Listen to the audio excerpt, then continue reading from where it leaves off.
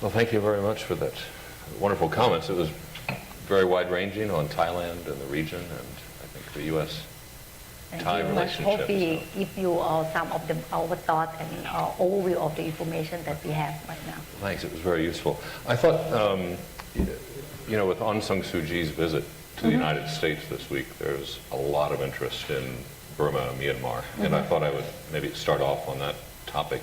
Okay. You had mentioned the Thais' interest in helping both the economic and the democracy development in Burma, and the economic projects that you're doing. On democracy, Thailand has a lot to offer, I think, for lessons. How do you think specifically Thailand could help Myanmar with lessons on democracy or education and perhaps moving forward? Okay, I think from the case that I think from myself that visit Myanmar several times, and I think today we just have the bilateral with President of Myanmar. One thing that I think with the long-term relationship that Thailand has with Myanmar, we saw a lot of progress in terms of the political reform. I think first that you can saw from like the election that came very peaceful. Thailand we offer our country to support Myanmar to try to make sure that all the reform is going better in the progress. That's from the experience. And one thing that our standpoint of the Thailand and also among the ASEAN that we agree that we would like to see lift up of the sanction of Myanmar because on the political reform and some of the growing the economic, Myanmar need a lot of interactive from other countries to support and help them. So this is another way that I think in Thailand we try to work with the partnership and help Myanmar in both of the growing the economic on the Thai deep seaport and other like social on the welfare and also the living for the enhance of their life of people in Myanmar. Right, and plus I know that there are a lot of Burmese who sort of move back and forth across the border into Thailand as either refugees or other status, and that would seem to offer an opportunity also for Thailand to work closely with Myanmar. I think we work closely, and I think we try to get ready to work, and I think in terms of the Myanmar, I think we do some support on in terms of the border area, in terms of the identify the people and try to work very closely, and sometimes that I think we also we have signed the MOU to support with Myanmar. So I think this is another one thing that we believe that if the political stability and be the growing better in terms of the real democracy, so will be the fundamental to grow the economy. That's why we believe, and in ASEAN we try to strengthen this relationship, try to strengthen on the stability of the political and security. Compared to let's say 2 or 3 years ago, are you surprised how far Myanmar has come? I think from us that I think we close to Myanmar and we follow up. We try to encourage Myanmar. So I think it's not surprise. I think it's in terms of the right way, and I think now we glad on the surprise on the other country give the support and endorse with the way of the Myanmar have the progress of the political reform. That's good. Right. Another important issue that you raised that has a lot of interest in the United States and the world is the South China Sea and overlapping claims around the region. As China's dialogue partner in ASEAN, you have a special relationship with them in the coming 3 years on this issue, a relationship with China about this. In your conversations with the Chinese, what do you see from their standpoint about resolving this issue?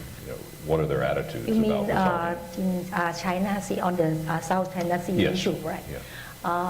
I think from the case of the South China Sea, now ASEAN and also China try to work under the framework that mentioned on my speech. That now I think they try to work on the declaration of the DOC or the conduct.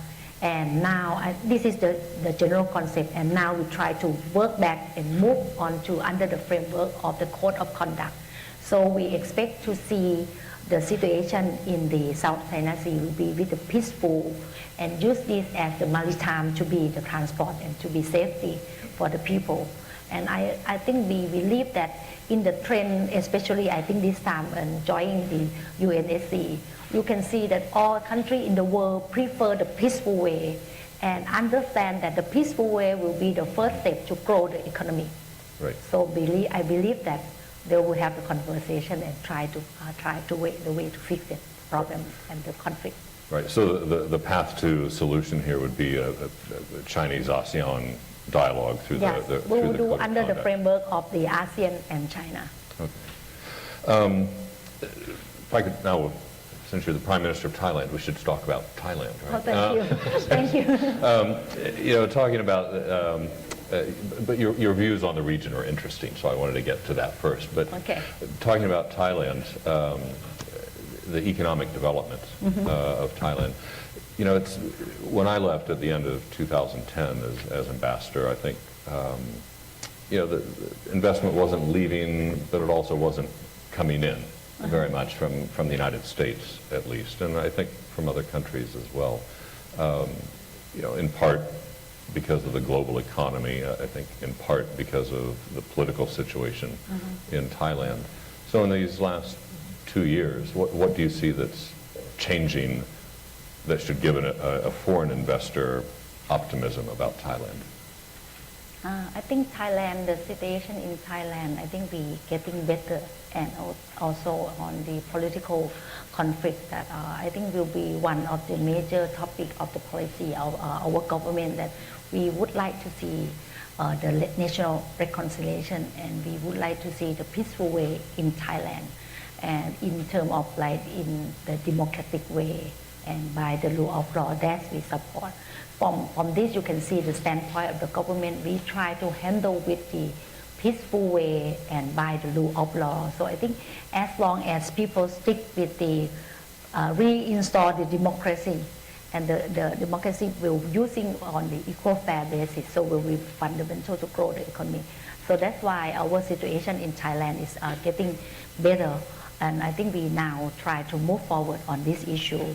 And also another topic that we saw that from the stability of the politics will be the confidence in terms of investor eye look to Thailand. I think another one that the policy to support. So we do two things: the support for the investor. We try to work very hard to make our package on the incentive package for the investor, and also we reduce the corporate tax. That will be another point that I think we would like to invite all of the partners to invest. And another point that I think in terms of domestic fundamental, in Thailand we invest both of the redesign of the water management system to make sure that our partner feel confident on the secure of the system, to make sure that in terms of economic zone or industrial zone has been protected, and we redesign the whole management. We're using like the water to be handled during in the summertime and the rainy season time. So I think we'll be using for the benefit of agriculture, because we are agriculture based. So we're using redesign the water management to support in terms of the food security in the future. And in Thailand, you see from the conflict, as many years we under investment in infrastructure. So we'll use this as an opportunity as well to invest. So I think we do a lot of like internal to improve of the infrastructure, the logistics, to be the connect and the convenience and save the cost in the long term, and doing on the package of the tax, and also try to work in terms of our operation to be easy to work with as the regional, because I think in Thailand we are in the strategic location, so we believe that from the investment of the infrastructure with the connectivity concept to link with our neighbor country will be all of you will be consider Thailand will be another point of the regional to the gateway to ASEAN. Thank you. Thank you. Sorry that talk about Thailand is longer. I won't have to ask many questions. Also on the truth, there are several questions from the audience that are related to that on the Truth and Reconciliation Commission and just the general political turmoil in Thailand. I think on the turmoil, the general question is sort of what is the cause, what underlies this turmoil and causes this, it's been quiet for 2 years, but what sometimes causes these massive demonstrations and violence in Thailand? I think if we back to the violence, I think you will see the Thailand. I think I moved you back from the past of the 7 years ago since the coup happened. I think that when the coup happened, so people will get the unclear of the conflicts, and so that the conflict start happen. So that's why our government try to have the national reconciliation, because on the concept of national reconciliation must to be backed with the wording of reinstall democracy with the real democracy. That means you free for everyone, you treat everyone equal, you be followed by the rule of law and with the due process. I think this is the key important. Make sure that people won't have like feeling the meaning of the unfair treatment. So we endorse of the TRTC that has been announced by previous government. So now is the process of the TRTC give us the recommendation of the national reconciliation. But along the process, this is the recommendation. So we have to bring that to this to assign to other department, because some will be involved about the legal process. So we have to give that to the legal process to consider and work with this. But along the way, we need to have the two-way and multi-way to have the dialogue to make sure that people agree, because the concept of the national reconciliation is mean we get involved with other party to involve, and then people have to be accept. Right. It doesn't mean that we can like just put the process and then people will follow the process. But our agenda is we want to be any way that make people happy and make people set the common goals together and move forward. That's our meaning. And another question from the audience was related to that, which is there was it's an opinion that the economic disparity between wealthy and poor in Thailand might be a cause of this, and what is the government doing to help close that disparity? I think another one root cause of the problem of the feeling unfair is been the gap of the poverty and the wealth. People have wider gap. We can see from back to the past 7 years. I think the gap is wider. So will be another one policy for our government to try to close and bridge that gap. So we also try to give the package and the promote and the policy to support the poverty. So I think this is very important for Thailand to close this gap. So you can see that several policy from us there will be encourage people to have the higher income especially in the household income. Right. And I know that you mentioned the creative partnership, which started when I was ambassador there, the U.S.-Thai creative partnership, and I just wanted to get your views on how that is moving, how the partnership is going between the U.S. and Thailand. I think now the partnership between U.S. and Thailand, I think we getting better, because from see that I think we also have the I think last year we also have chance to met the President Obama to try to have the strategic committee between Thailand and U.S. Sure. I think we expect to move this faster. So will be the strategic point on the government to work together. But along the way, we also have like this trip, we also bring the private sector in Thailand to meet private sector here will be do tomorrow. So people can get to interact. So we now, I think from 1 year past that I'm doing this job. So we have several interaction between the relationship between government to government, private to private, and also we would like to see people to people connecting by exchange people to be visit Thailand and also Thai people visit here. Well, your visit here is perfect for that, I think. Another issue that I think that people like the Asia Society are really excited about is the U.S. re-engagement strategy with Asia, Asia Pacific region, and I just wanted to get your perspective, your thoughts on the U.S. pivot or the U.S. re-engagement with Asia, and how is that viewed from Thailand and from ASEAN? I think because myself is I think we know U.S. and how growth of the creative and innovative that you have. So I think that's why we would like to see in terms of working as a proactive way. And I think we have several areas that we need your expertise and your technology. And especially I think U.S. has many innovative. So that's good that we in U.S. has the way to re-engage back to the Asia. So will be good opportunity because you have the technology, you have innovative. But in Thailand and ASEAN has the large of the number population, and we need a lot of support. We need a lot of growing economy. So I think you are the right partner to solve this problem. That's a very nice answer. I like that.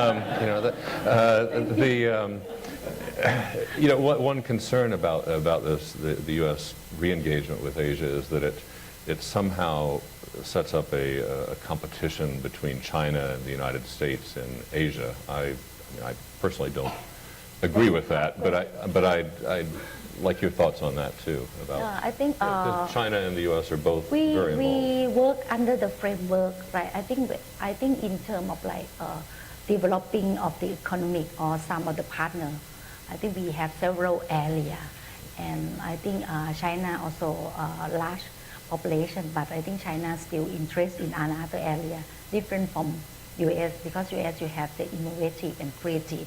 So I think and also technology. So we saw it's different angle, and I think and also Thailand we work with China as the framework of the like ASEAN China. Hopefully that's the way.